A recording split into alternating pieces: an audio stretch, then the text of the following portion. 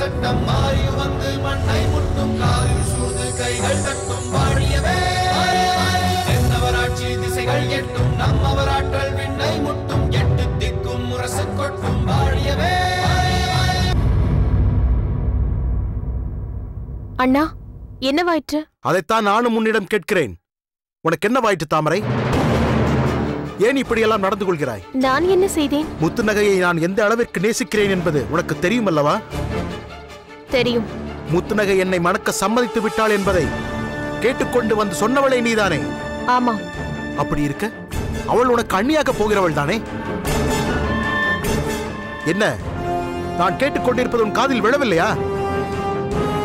உன்னைத்தானே கேட்கிறேன். முத்து நகை உனக்கு அண்ணிதானே? இல்லை, இல்லவே இல்லை. அவளை போய் எப்படி என்னால் அண்ணியாக கருத முடியும்? வைத்தியராக ஆண் வேடம் போட்டுக்கொண்டு என்னை ஏமாற்றினாள். பெண்ணாக காட்டிக்கொண்டு உங்களை ஏமாற்றுகிறாள். அந்த மோசக்காரியை அண்ணி என்று என்னால் ஏற்றுக்கொள்ளவே முடியாது. ஓ, அதனால்தான் அவ்வளவு துணிச்சலாக நீ நடந்து கொண்டாயா? ஆமாம். அந்த மாயக்காரியை இங்கிருந்து விரட்ட வேண்டும் என்பதற்காக எவ்வளவோ இதமாக சொல்லி பார்த்தேன். அவள் கேட்கவில்லை. அதனால்தான். எதற்காக அவளை இங்கிருந்து விரட்ட வேண்டும்? சோழ நாட்டிலிருந்து வந்தவள் தானே அவள்? உங்கள் பகைவர் நாட்டிலிருந்து வந்தவள் தானே அவள்? அவள் இருப்பிடத்திற்கே விரட்டுவதில் என்ன தவறு இருக்கிறது? ஓ, அதற்காகத்தான் இப்படி சொல்கிறாயா? அல்லது அந்த பகை நாட்டு மன்னன் கரிகாலனிடம் நான் எப்படியாவது முத்துநகையை மீட்டுக் கொண்டு வருகிறேன் என்று வாக்குறுதி கொடுத்திருக்கிறாயாமே, அதை நிறைவேற்றுவதற்காக இப்படி சொல்கிறாயா? என்ன அப்படியே திகைத்து போய் நிற்கிறாய்? இதெல்லாம் இவனுக்கு எப்படி தெரிந்ததென்றா? என் நண்பன் விஜயபூபதியின் மனைவி மங்கம்மா சொல்லிவிட்டாள். இருங்கோவேளின் தங்கையாக பிறந்த நீ அவன் மணக்க இருக்கும் ஒரு பெண்ணை அவ்வளவு எளிதாக இங்கிருந்து அனுப்பிவிடலாம் என்று நினைத்தாயா? இனி முத்துநகையும் இங்கிருந்து போக மாட்டாள், நீயும் போக முடியாது. அண்ணா, உனக்கு பிடிக்கிறதோ இல்லையோ, முத்துநகை தான் உன் அண்ணி. அவளை நீ ஏற்றுக்கொள்ளத்தான் வேண்டும். அதுதான் நடக்காது. என் அண்ணியார் இருந்த இடத்தில் இந்த அகந்தை பிடித்தவளா? மாதர்குல மாணிக்கம் இருந்த இடத்தில் தெருவில் கிடந்த இந்த கூழாங்கல்லா? அவளை நீங்கள் மணக்கத்தான் போகிறீர்கள் என்றால் அவளை அடித்து விரட்டுவது மட்டுமல்ல, அது முடியாவிட்டால் என் கையால் அந்த முத்துநகையின் கழுத்தை நெரித்து கொல்லவும் தயங்க மாட்டேன். தாமரை!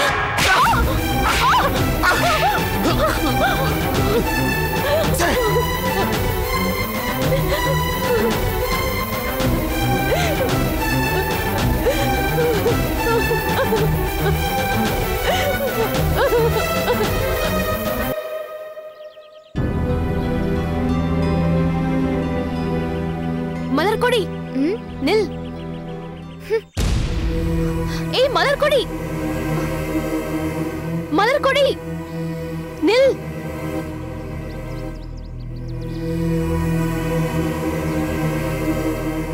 என்ன மலர்கொடி, எவ்வளவு நாட்களுக்கு பின் சந்திக்கிறோம். பார்த்தும் பார்க்காதது போல் இருக்கிறாயே. இத்தனை நாட்கள் என்னை விட்டு பிரிந்து சென்றவளுக்கு இப்பொழுதுதான் புதிதாக என்னிடம் அக்கறை வந்திருக்கிறதா? ஓ, இதுதான் உன் கோபமா? உனக்கென்னமா? உனக்கு வேண்டிய எல்லோரும் இங்கேயே இருக்கிறார்கள். நீயும் விரும்பும் போது சென்று பார்த்து விட முடியும். ஆனால் என் நிலை அப்படியா? எனது பாட்டியார், என் பாட்டனார் சேச்சென்னி அரசாண்ட ஊரில் இருக்கிறார். நான் சென்று அவரை பார்த்துவிட்டு வர வேண்டும் என்று என் தாயாரே வற்புறுத்தி அனுப்பிவிட்டார். அங்கு சென்றால் என் பாட்டிக்கோ என்னை திருப்பி அனுப்பவே மனமில்லை. இப்படி இருபுறமும் அகப்பட்டு கொண்டு தவியாய் தவித்து இப்பொழுதுதான் இங்கேயே நிலையாக வந்து சேர்ந்து விட்டேன். ஏதோ இங்கு வந்த பிறகாவது என் நினைவு வந்து இப்பொழுதாவது பார்க்க வந்தாயே. ஆனால் நான் வந்த நேரம் சரியில்லை போல் தெரிகிறது. ஏன்? பிறகென்ன? உனக்கு திருமணம் பேசி நிச்சயதார்த்தமும் நடந்திருக்கிறது. மாப்பிள்ளை பாண்டிய ராஜகுமாரர் உன்னை பார்க்க வேண்டும் என்று வந்திருக்கிறார். ஆனால் நீயோ அந்த மகிழ்ச்சியே இல்லாமல் மிகுந்த வருத்தத்தோடு இருக்கிறாயே. அதில் தானடி பிரச்சனையே இருக்கிறது. என்ன பிரச்சனை? அவர் இங்கு வந்தது முதல் நிமிர்ந்து ஒரு முறை கூட என் முகத்தை பார்க்கவில்லை. என் தந்தையார் கேட்டபொழுது செழியரை பார்க்கத்தான் வந்தேன் என்று தீர்த்து சொல்லிவிட்டார். அதனால் எல்லாம் தீர்ந்து விட்டதென்று பொருளா? எந்த மாப்பிள்ளையாவது தான் மணக்கப் போகும் பெண்ணை பார்க்க வேண்டும் என்று வந்தாலும் நான் அதற்காகத்தான் வந்தேன் என்றா சொல்வார்? வேறு ஏதேனும் காரணம்தான் சொல்வார். எல்லோருக்கும் முன்னால் அந்த பெண்ணை பார்ப்பாரா? பார்க்காதது போல் இருந்து கடை வழியால் தான் கண்டு ரசித்திருப்பார்.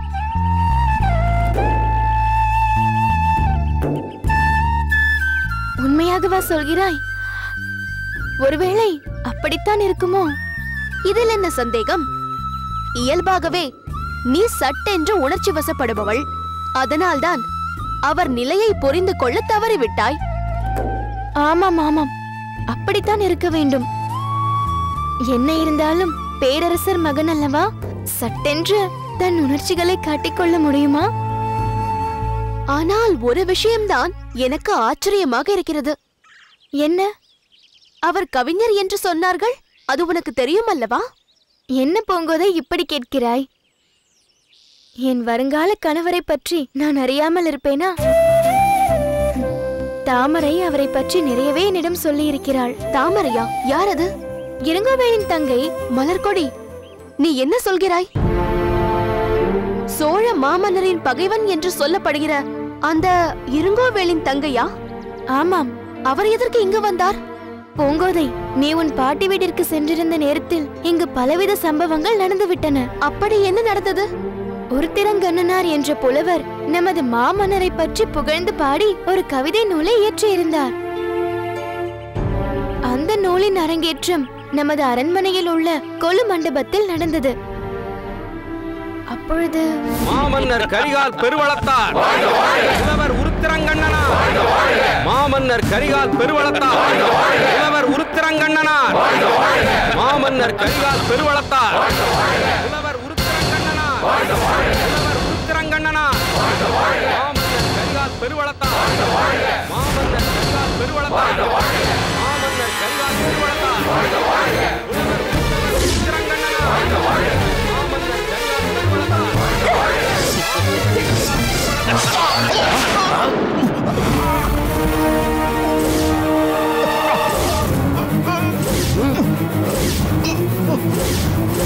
என்ன காரியம்? யார் நீ? விடுங்கள். இப்போது சொல்ல போகிறாயா இல்லையா? இப்போது வர போகிறாயா இல்லையா? நீ இப்படி ஒரு காரியத்தை செய்தால் சொல்.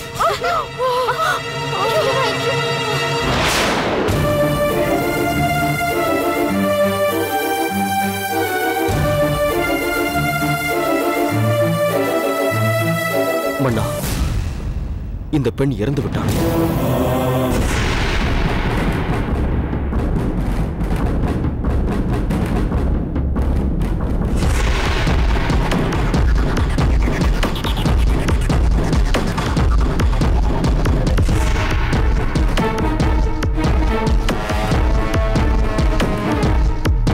வாருங்கள்.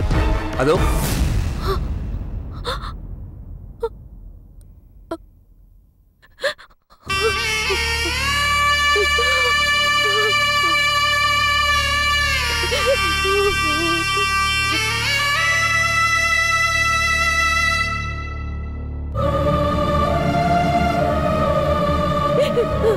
அண்ணி, என்னை அனாதையாக்கி விட்டீர்களே அண்ணி.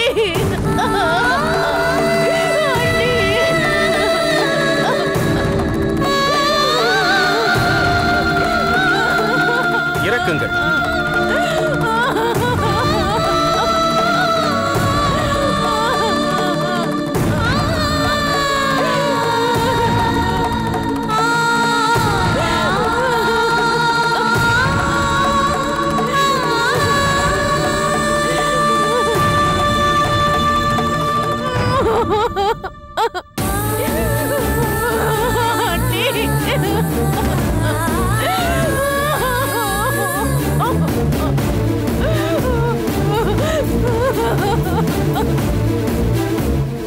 இது தானடி நடந்தது. ஓ, நான் இங்க இல்லாத நேரத்தில் என்னென்ன நடந்திருக்கிறது என்பது எனக்கு இப்பொழுதுதான் புரிகிறது. ஆமாம், நீ எதற்கு அவர் கவிஞராமே என்ற பேச்சை தொடங்கினாய்? வழக்கமாக கவிஞர்கள் என்றால் மிகவும் உணர்ச்சி வசப்பட்டவர்கள். இன்பமோ துன்பமோ எதுவாயினும் உடனே பிரதிபலிப்பவர்கள். பாண்டிய இளவரசரும் ஒரு கவிஞர் என்பதால் தனக்கு வரப்போகும் மனைவியை பற்றி எப்படியெல்லாம் கற்பனை செய்து வைத்திருப்பார். தனக்கு மனைவியாக வரப்போகிறவளை பற்றி என்னென்ன கவிதைகள் எழுத நினைத்திருப்பார். அவற்றையெல்லாம் உன்னை தனிமையில் சந்தித்தால் தானே உன்னிடம் சொல்லி மகிழ்வார். அதனால் அவரிடம் நீதான் சென்று பேச வேண்டும். என்ன, நான் செல்வதா? என்னடி சொல்கிறாய்? ஏன், அதில் என்ன தவறு? வாழ்நாள் முழுவதும் அவரோடு சேர்ந்து வாழப் போகிறாய். ஒரு நாள் அவரை தனிமையில் சந்தித்து பேச முடியாதா? போடி, எனக்கு வெட்கமாக இருக்கிறது. வெட்கப்பட்டால் அவர் இங்கு வந்திருக்கும் நல்ல சந்தர்ப்பம் வீணாகிவிடுமே. மறுபடியும் எப்போது வருவாரோ, யாரெல்லாம் உடன் வருவார்களோ. இப்போது கிடைத்திருக்கும் இந்த அரிய சந்தர்ப்பத்தை பயன்படுத்திவிடு. நீ சொல்வதும் சரிதான். ஆனால் இந்த பெண் என்ன இப்படி தானாக வந்து பேசுகிறாள் என்று தவறாக நினைத்து விட்டால்? நிச்சயமாக அப்படி நினைக்க மாட்டார். நாமாக சென்று எப்படி பேசுவது என்று தவிப்பவருக்கு நீயாக ஒரு வழிகாட்டியதாக அமையும். இருவரும் மனம் விட்டு பேசலாம். அப்படியென்றால் இப்பொழுதே போ. போ.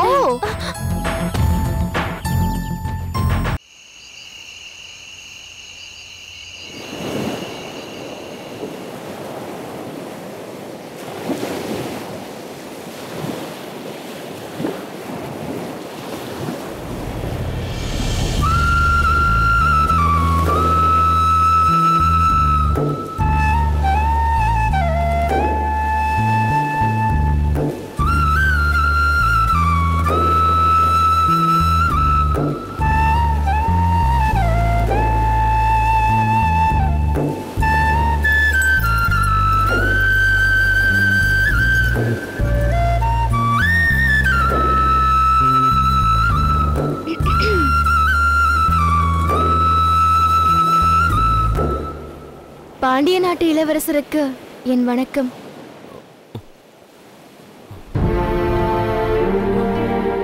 வாருங்கள் வாருங்கள். தாங்கள் எதற்கு இந்த இரவில் தனிமையில் வந்தீர்கள்? அது வந்து எதுவாயினும் சொல்லுங்கள். தங்களுக்கு போதுமான வசதிகளை இங்கு செய்து தந்திருக்கிறார்களா, ஒழுங்காக உபசரிக்கிறார்களா என்று கேட்பதற்காகத்தான் வந்தேன். சோழ நாட்டின் உபசரிப்பில் குறை இருக்க முடியுமா? அப்படியே இருந்தாலும் அதை கேட்க மன்னர் இருக்கிறார். அதற்காக நீங்கள் இந்த இரவில் வர வேண்டிய அவசியம் இல்லையே.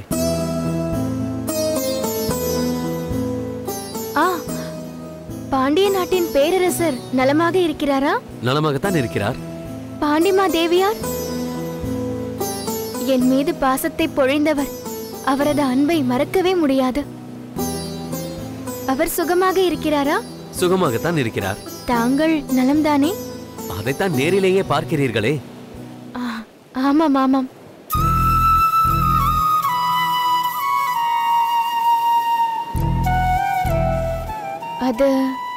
அது வந்து என்ன? நான் உங்களை பற்றி இவ்வளவு கேட்டேனே, நீங்கள் நான் நலமாக இருக்கிறேனா என்று ஒரு வார்த்தை கூட கேட்கவில்லையே. நீங்கள் சோழ நாட்டின் இளவரசி. மாமன்னர் கரிகால் பெருவளத்தாரும் மகாராணி வானவன் மாதேவியாரும் தங்கள் மீது பாசத்தை பொழிகிறார்கள். நீங்கள் நலமாக இருக்கிறீர்களா என்று கேட்பது பொருத்தமாக இருக்குமா? நீங்கள் நிறைய கவிதைகள் எழுதுவீர்கள் என்று சொன்னார்கள். மிகவும் அற்புதமாக பாடல் புனைவீர்கள் என்றும் எங்கள் காரிக்கண்ணனாரே சொன்னார். காரிக்கண்ணனார் என் மீது கொண்ட அன்பின் காரணமாக அப்படி சொல்லி இருக்கிறார். நான் அப்படி ஒன்றும் பெரிதாக எழுதவில்லை, நிறையவும் எழுதவில்லை. நீங்கள் இப்படி சொல்வது உங்கள் அடக்கத்திற்கு அடையாளம். அவர் உங்களை பற்றி நிறைய சொல்லி இருக்கிறார். வேறு பலரும் சொல்லி இருக்கிறார்கள். கவிஞர்கள் அழகை மிகவும் ரசிப்பார்களாமே. இப்பொழுது கூட நீங்கள் பௌர்ணமி நிலவில் இந்த கடற்கரையின் அழகை ரசிக்கத்தானே வந்திருக்கிறீர்கள்? அப்படியும் சொல்லலாம். இயற்கையின் அழகை மட்டும்தான் ரசிப்பீர்களா? ஏன் அப்படி கேட்கிறீர்கள்? அகத்துறையை பற்றி பாடும் கவிஞர்கள் பெண்களை பற்றி நிறைய பாடுவார்களாமே.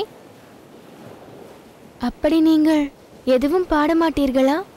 ஒன்றா இரண்டா எண்ணற்ற கவிதைகளை என் உள்ளம் கவர்ந்த தாமரை மேல் பாடி குவித்திருக்கிறேனே. கடற்கரையின் அழகை நான் ரசிப்பதற்கு காரணமே இந்த கடல் தந்த செல்வம் போல் கொற்கை கடற்கரையில் என் காலில் விழுந்த அழகு பதுமையான அவளை நான் அங்கிருந்து மீட்டுச் சென்றதனால் தானே. என்ன ஏதோ சிந்தனையில் மூழ்கிவிட்டீர்கள்? ஒன்றுமில்லை. பெண்ணை பற்றி எழுத வேண்டிய அவசியம் வரவில்லை. அப்படி வரும்பொழுது நிச்சயம் எழுதுவேன். அந்த கவிதைக்காக நான் காத்திருப்பேன். இப்பொழுது நான் உங்களை உணவருந்து அழைத்து செல்வதற்காகத்தான் வந்தேன். வாருங்கள். இல்லை இல்லை, இப்போது வேண்டாம். நான் உணவு உண்ண சற்று தாமதமாகும். நீங்கள் செல்லுங்கள். அது எப்படி? நீங்கள் உண்ணாமல் நான் மட்டும் எப்படி உண்பேன்? எனக்காகவாவது வாருங்கள். இதோ பாருங்கள், இது போன்ற சம்பிரதாயங்களை என் விஷயத்தில் கடைபிடிக்க வேண்டும் என்று நினைக்கிறீர்கள். என் பாதை வேறு, உங்கள் பாதை வேறு. இருவரும் அவரவர் பாதையில் பயணம் செய்வதுதான் இருவருக்கும் நல்லது. இதை நான் உண்பது பற்றி மட்டும் சொல்லவில்லை, வாழ்க்கைக்காகவும் தான் சேர்த்து சொல்கிறேன். தயவு செய்து என்னை தவறாக நினைக்க வேண்டாம். நீங்கள் செல்லுங்கள்.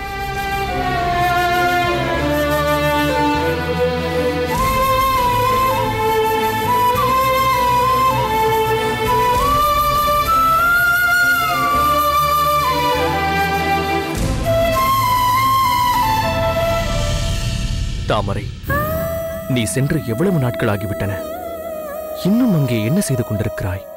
விரைவில் வந்து விடுவேன். உங்களை பிரிந்து என்னால் இருக்க முடியாது என்று சொன்னாயே. இப்பொழுது என்னவாயிற்று தாமரை? அங்கு சென்று உன் உடன் பிறந்த சகோதரனை பார்த்ததும் என்னை பற்றிய சிந்தனையே போய்விட்டதா?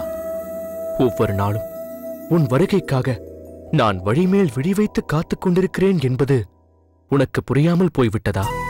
அதுதான் போகட்டும். முத்துநகையை மீட்டுக்கொண்டு வருகிறேன் என்று சொல்லிதானே நீ அங்கு சென்றிருக்கிறாய். அதையும் செய்ததாக தெரியவில்லையே. ஒருவேளை உனது நோக்கம் அந்த இருங்கோவேலுக்கு தெரிந்து விட்டதா? அதனால்தான் நீங்கள் இருவருமே அங்கிருந்து வெளியே வராதபடி அவன் உங்களை தடுத்து விட்டானா? அப்படி மட்டும் அந்த இருங்கோவேல் ஏதாவது செய்திருந்தால்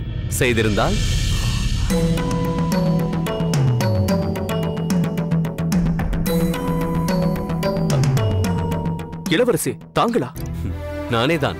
என் கண்களையே என்னால் நம்ப முடியவில்லையே. ஏன்? சோழ நாட்டில் பாண்டிய இளவரசரை பார்க்க முடியும் என்று நான் சிறிதும் யோசிக்கவில்லை. நானும் தான் அதை பற்றி யோசிக்கிறேன். பாண்டிய நாட்டின் படைத்தலைவன் நீ.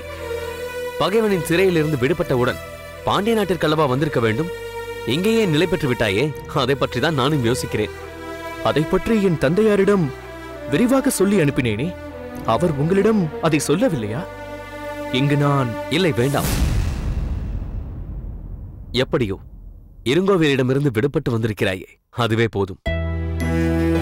இங்கு நீ நிறைவேற்ற வேண்டிய பணி எதுவாயினும் அதை செய்துவிட்டு நம் நாட்டிற்கு திரும்பினால் போதும். நன்றி இளவரசே. இளவரசே, தங்களுக்கும் சோழ அரசகுமாரிக்கும் மிகவும் சிறப்பாக நிச்சயதார்த்தம் நடந்தது என்று சொன்னார்கள். நான் அந்த நேரம் சிறையில் இருந்ததால் அதில் கலந்து கொள்ளும் பாக்கியம் கிடைக்கவில்லை. உங்கள் திருமணத்திலாவது... பொறுசெழியா, இப்போது எதற்கு நாம் அதை பற்றியெல்லாம் பேசிக்கொண்டு? நான் உன்னிடம் வேறு ஒரு விஷயமாக பேச வந்தேன். சொல்லுங்கள் இளவரசே. நீ இருங்கோவேலின் தங்கை தாமரையை மணக்கப் போவதாகவும் அதனால் அவர்களுடனேயே இருந்துவிடப் போவதாகவும் மடல் எழுதி அனுப்பியிருந்ததாக பாண்டிய நாட்டில் சொன்னார்களே, அது உன் கைப்பட நீயே எழுதியதுதானா? ஆமாம். ஏன் அப்படி எழுதினாய்? உண்மையிலேயே தாமரையை நீ மணந்து கொள்ள வேண்டும் என்ற எண்ணம் இருந்ததா? அதனால்தான் அப்படி எழுதினாயா? இல்லை இளவரசே. இருங்கோவேல்தான் என்னை எப்படி கட்டாயப்படுத்தி எழுதச் செய்தான். அப்படித்தான் இருக்க வேண்டும் என்று என் தந்தையும் சொன்னார். ஆக நீ அப்போது அப்படி எழுதியது வெறும் கட்டாயத்தினால்தான் என்று சொல். மற்றபடி வேறொன்றுமில்லையே. அந்த நேரத்தில் அது அப்படிதான் இளவரசே. எனக்கு அது போதும். சரி, இப்போதுள்ள பிரச்சனைக்கு வருவோம். நீ இங்கு தாமரைக்கு துணையாக, அவளுடைய பாதுகாப்பிற்காக வேளிர்குடி வீரனாக வேடமிட்டு சோழ நாட்டிற்கு வந்தாய் என்று கேள்விப்பட்டேனே, அது உண்மைதானா? அது உண்மைதான் இளவரசே. சரியா? நான் ஒன்று கேட்டால் நீ சங்கடப்பட மாட்டாயே? நீங்கள் கேட்கும்போது எனக்கு என்ன சங்கடம்? எதுவாயினும் கேளுங்கள். வேளிர்களின் இருப்பிடத்தில் வேளிர்குல வீரர்கள் பலர் இருக்கும்போது தாமரை ஏன் உன்னை தன்னோடு அழைத்து வந்தாள்? அது அது சரியான காரணம் எனக்கு தெரியவில்லை இளவரசி. ஒருவேளை என் மீது கொண்ட அனுதாபத்தினால் இருக்கலாம் என்று நினைக்கிறேன். ஆமாம் ஆமாம், அப்படித்தான் இருக்க வேண்டும். தாமரை தீமையை காணும்போது கொதித்தெழும் தீயாக இருந்தாலும் பாதிக்கப்பட்டவர்களை காணும்போது நீராக குளிர்ந்து விடுவாள். தாமரையை தாங்கள் அறிவீர்களா? என்ன கேட்டாய் சரியா? அறிவேனா என்றா? சரியாக சொல்வதென்றால் அவளை தவிர வேறு எதையுமே நான் அறிய மாட்டேன் என்பதுதான் உண்மை. புரியவில்லையே இளவரசே. ஒரே ஒரு நாள் என்னை சந்தித்துவிட்டு பிரிந்து சென்ற அவள் வாழ்நாள் முழுவதும் அவளோடுதான் வாழ வேண்டும் என்ற லட்சியத்தை என்னுள் ஏற்படுத்திவிட்டு சென்று விட்டாள். கொற்கை துறைமுகத்தில் நடந்த முத்துக்குளிப்பு விழாவிற்கு வந்த அவள் பிற மொழியில் எழுதப்பட்ட அறிவிப்பு பலகையை உடைத்தறிந்த வீரத்தை சொல்வேனா? தன்னை துரத்திய கொடியவர்களிடமிருந்து ஓடி வந்து கடல் அலையில் துவண்டு விழுந்த காட்சியை சொல்வேனா?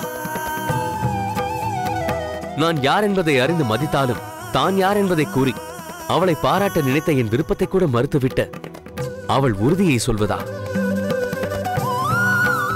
அப்படி மின்னல் போல் என் வாழ்வில் வந்து சென்ற அவளை மீண்டும் சந்தித்து நான் உன்னை என் இதய ராணியாக ஏற்றுக்கொண்டேன், பாண்டிய ராணியாக என் பக்கத்தில் அமர சம்மதிப்பாயா என்று கேட்க நான் துடித்துக் கொண்டிருக்கிறேன்.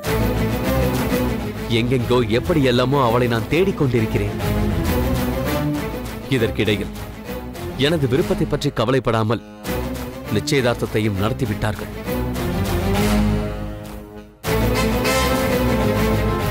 என்ன சரியா? ஏன் இப்படி திகைத்து நின்று விட்டாய்? என் விருப்பத்தை யார் மறுக்க முடியும் என்று பார்க்கிறாயா? இளவரசனாக பிறந்த குற்றத்திற்காக எனக்கென்று எந்த ஆசையும் இருக்கக்கூடாதாம். மக்கள் ஏற்றுக்கொள்ளும் ஒருத்தியைதான் நான் மணந்து கொள்ள வேண்டுமே தவிர மனம் ஏற்றுக்கொண்ட ஒருத்திக்கு என் வாழ்க்கையில் இடம் கிடையாதாம். அந்த நேரத்தில் உன்னை போன்ற ஒரு நண்பன் என் அருகில் இருந்திருந்தால் என் எண்ணத்தில் உள்ளதை சொல்லி இருக்க முடியும். ஆனால் நீ இல்லாமல் போய்விட்டாய். இப்போது நான் என்ன செய்ய வேண்டும் என்று சொல்லுங்கள். இனி நான் எதை சொல்வது? நீதான் அவசரப்பட்டு தாமரையை அனுப்பி வைத்து விட்டாயே. எனக்கு அந்த உரிமை ஏது இளவரசே?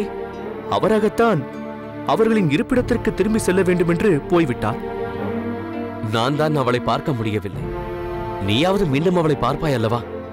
ஒருவேளை அதற்கான வாய்ப்பு அமையலாம் இளவரசே. அப்பொழுது எனக்காக, உன் நண்பனுக்காக, உனது நாட்டின் இளவரசருக்காக ஒரு காரியம் செய். தாமரையிடம் என் சார்பாக என் காதலை நீதான் அவளிடம் எடுத்து சொல்ல வேண்டும்.